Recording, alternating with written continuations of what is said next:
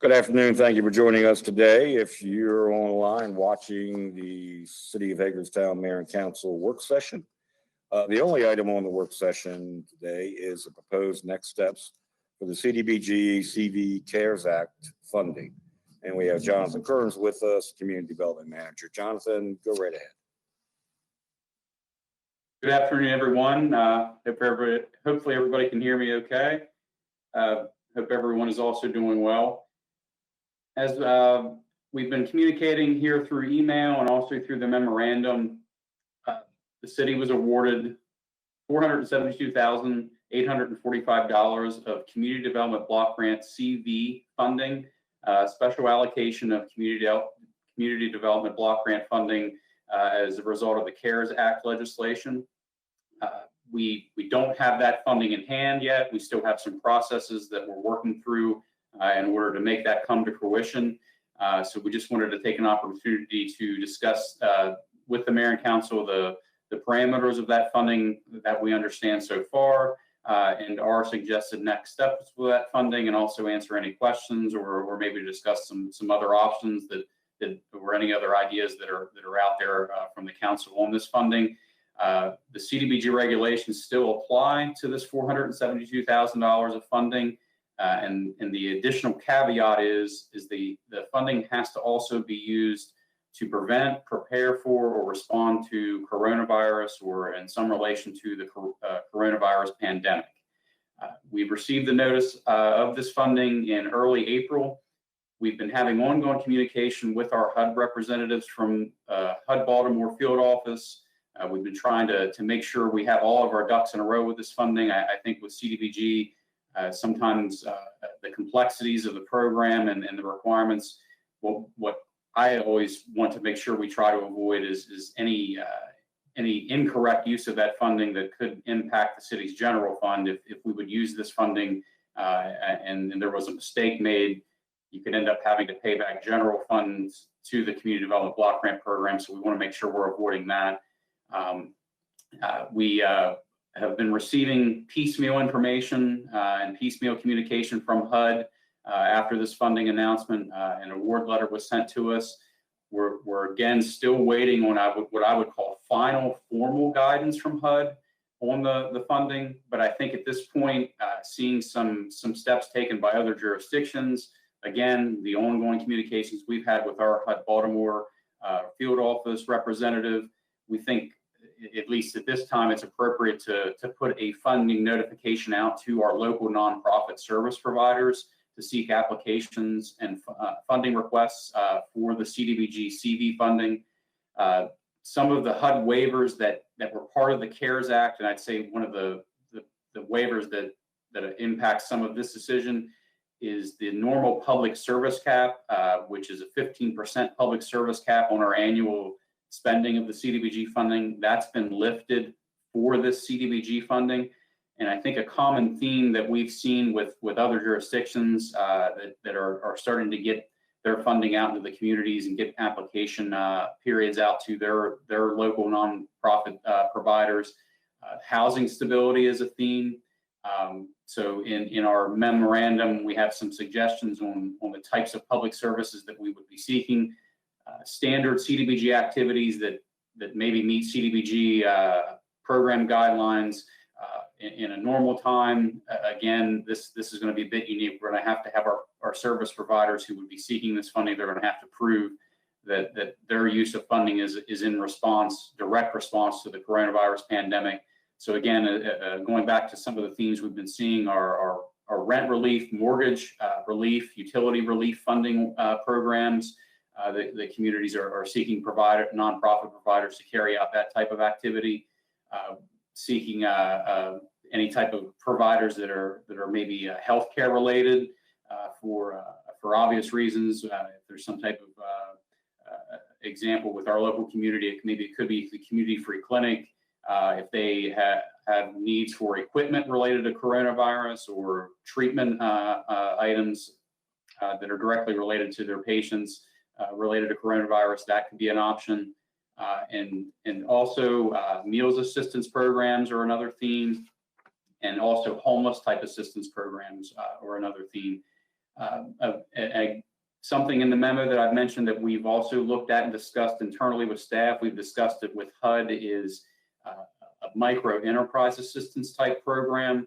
That is a special definition in the HUD regulations that looks at businesses that have no more than 5 owners, and the business owner, or excuse me, no more than 5 employees. The business owner of that micro enterprise would have to be a low to moderate income part of low to moderate income household to qualify for that funding assistance. One thing that we're still a little bit unsure of, that's why we haven't rolled out any type of program yet, is HUD gives us guidance on duplication of efforts. And we are also in the midst of our department. I know Jill Thompson, our director, has been working closely with county staff on another federal funded business assistance type program. So what we would have to be sure of is that if we look at a business assistance type program, that we're not duplicating efforts. So that's something I still think we can continue to work on quickly here over the next few weeks. But in the meantime, our proposed next steps, at least at this point in time, is to put out a funding application notice to our local nonprofit providers to target public services that would be related to coronavirus response. And also, again, I think the things that we've been seeing from the HUD waivers with the public service cap, and also what we've been seeing in other communities, housing stability seems to be a big goal with a lot of this funding. And I think most of us would agree that would be something I think our community could see as well, be it renters, low to moderate income homeowners. It would again have to be Cdbg eligible households, but housing stability type public services. And again, we're still open to services that are healthcare related, food assistance, or homeless assistance as well. So having said all of that, I would throw it out there for questions, comments, concerns. This is all new territory for me, even being involved in the Cdbg program for almost 10 years. This is the first special allocation of Cdbg funding that I will be part of. So this is a learning experience for all of us. And I will say we'll make sure we work to spend the money as quickly as we can for the community, and also work with HUD Baltimore to make sure we're spending it properly per the regulations.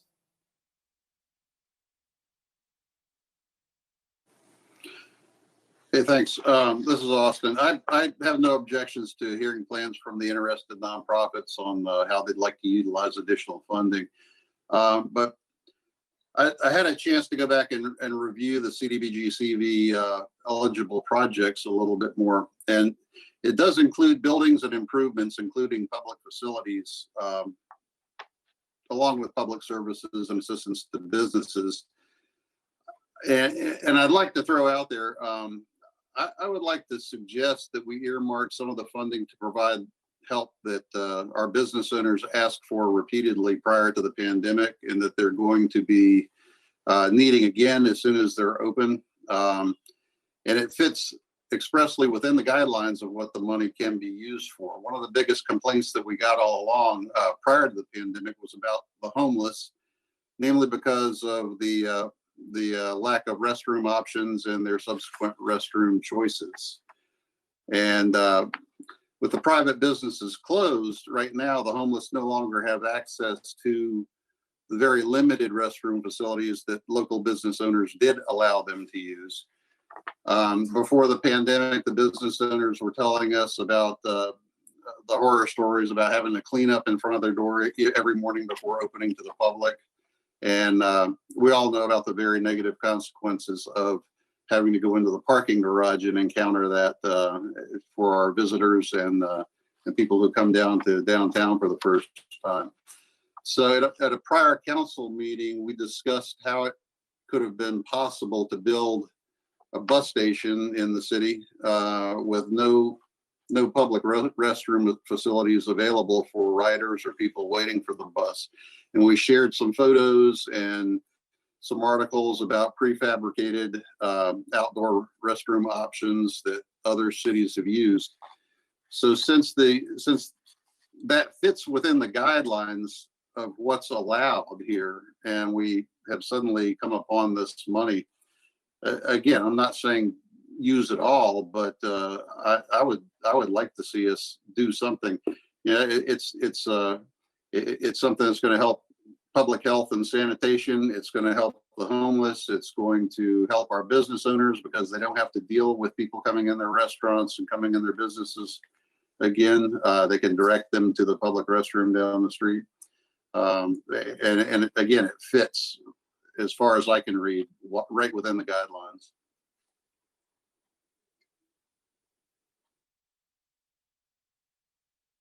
I guess for me, as much as I think that that's a really good effort, I think that we're going to see individuals that aren't even part of a program within,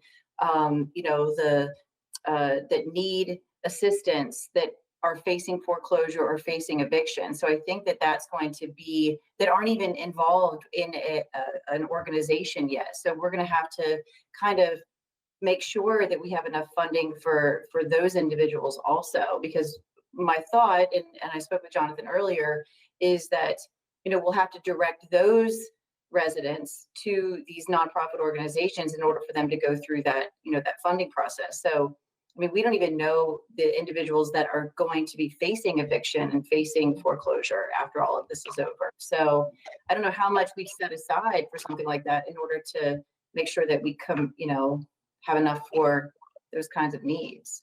And I think that you're right. I think that, there has to be a public restroom, and not just for the homeless population. We don't have a public restroom. There isn't anything downtown that you can direct someone to. So even if there's a festival or something. So just my 2 cents. Hey, Jonathan, correct me if I'm wrong, but everything that Austin said, I concur with. But regular CDBG funds could be utilized for that kind of a project. Why would we even delve into this money for that? And I know that we've looked at making a substation down at the old almshouse using CDBG funds. I realize that that might not be the best use of that money right this very minute. But the good thing is that we do have these nonprofit organizations that know who these people are who need help. And so making sure that they're the ones who are collecting the information and doing those kind of things to use this money is definitely the way to go. I can tell you CAC has been inundated with requests for help. Thank you, Mr. Mayor, and Councilman Heffernan and Councilmember McIntyre. Those are all good questions. The public facility activity, yes, that's a CDBG eligible activity for public facility improvements. I would say my only caution would be we would clearly, if we went down that road, we would clearly have to show how that type of facility was a direct response to prepare, prevent, or respond to coronavirus pandemic, which there might be a tie-in. I think what Councilmember Heffernan was saying was there's no facilities are now all shut down, so now we need a new facility. That would be something I think we could explore, but I would definitely want to look into that further. Just some examples that I have here in front of me from some of the initial CDBG guidance. When they talk about public facilities and their guidance, they're talking about facilities for testing, diagnosis, treatment of coronavirus, constructing a living facility that patients can then live there for ongoing treatments, rehabilitate a commercial building as an infectious disease control building, or make interim improvements to a property to maybe expand hospital type bed counts. So those are some of the HUD guidance items and examples of that. Again, that doesn't mean that's the be all end all, but I think if you see the theme there, a lot of those are direct coronavirus related responses. We would have to just be comfortable if that was a mutual decision moving forward to look into using it for restroom facilities. We would have to make sure HUD would give the blessing that that clearly is a result of some type of coronavirus response, or it's an initiative directly related to coronavirus. Jonathan, given the fact that this money, is limited, it's $472,000, and is there out of these 4 bullet points, is there any kind of rhyme or reason of how much money is allocated to each one? Or is it just, listen, here's $472,000 and, you know, have at it, and these are the 4 points we put together, but didn't separate an amount for each? Correct. At this point in time, those 4 bullet points were again, they're not the only ways we could spend the funding. Those were some of the best, I guess what I would say best practice examples, or some of the most common recurring theme examples that we've been seeing across the country with how the funding's being used. Another note to all this is we're expecting at some point in time a second round of the Cdbg CV funding. The first round of funding was an initial calculation based upon the Department of Housing and Urban Development uses formulas when they look at all of the Cdbg entitlement communities as the city of Hagerstown. There's formulas set up for our standard Cdbg allocation. They use those initial formulas for the standard funding to give us our first round. Then they are creating new formulas for another round of funding down the road that will give us likely another small amount of Cdbg funding. But I think those formulas will account for probably statistical data that show what's our coronavirus impact, how many coronavirus cases we're seeing here in this area, and that sort of data. So at this point in time, Mr. Mayor, I hope I answered your question. The bullet points we had on the memorandum were some of the common theme practices and calls for those types of services to use this Cdbg funding. And we, I think, as staff would see what the application funding request would come in for each. Because I think what we want to do is we want to make sure we spend all this funding so the community is benefiting from it. But there's still, I think, some unknowns with maybe what's the demand for each category. So I think this is the application process is part of also the exploratory process to then nail down the funding amounts. And then we would come back to the city council once we have applications in to say, here's the possible funding scenarios for these uses. And then we would go from there with a final formal approval. Okay. Go Go ahead, Lou. For utility relief.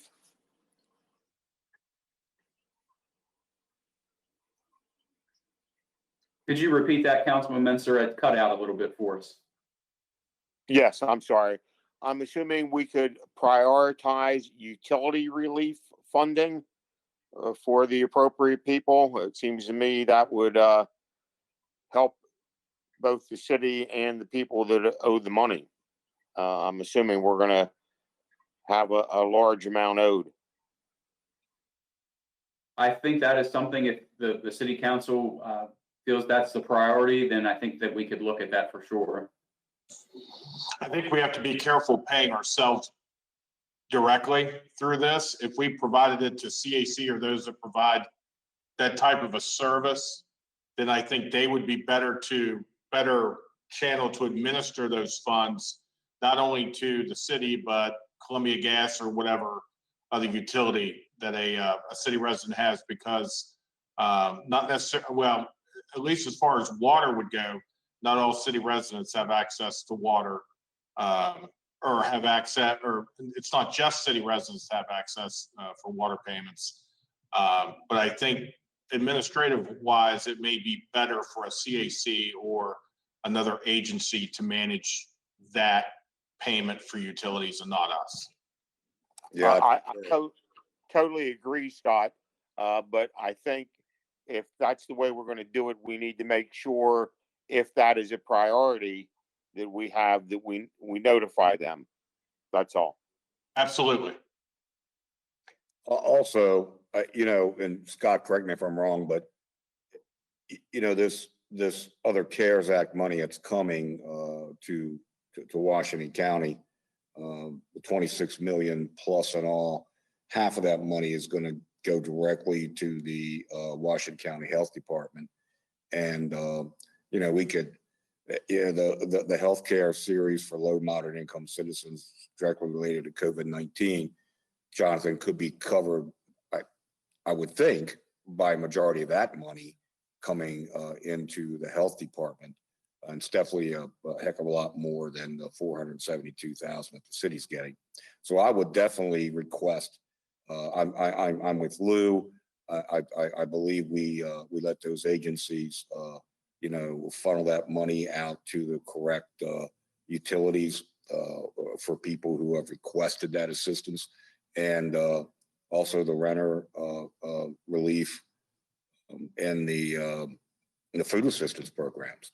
And I think those are the three big ones that most of our people are suffering and falling behind on.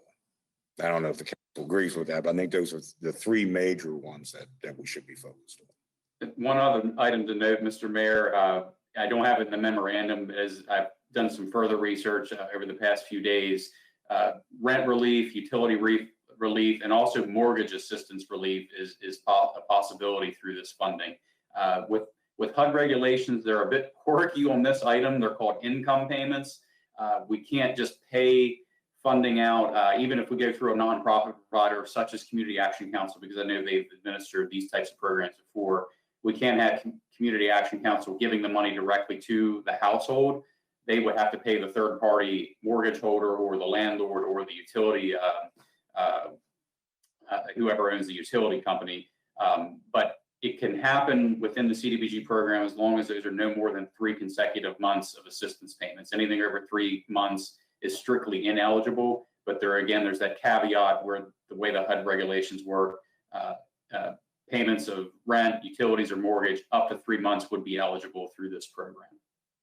That was also how, when we did utility relief back several years ago, that was how all that works. So this would not be a new process for the agencies to deal with. Exactly, and that's how CAC got involved in that whole mix to begin with. And I'm sure I can speak for several people in the council that keeping our people housed, keeping the lights on, and keeping food in the pantry and in the refrigerator are like the 3 main priorities.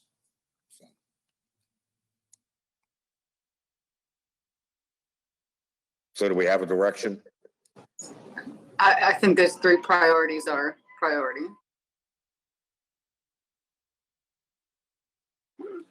I agree. Head up and down also.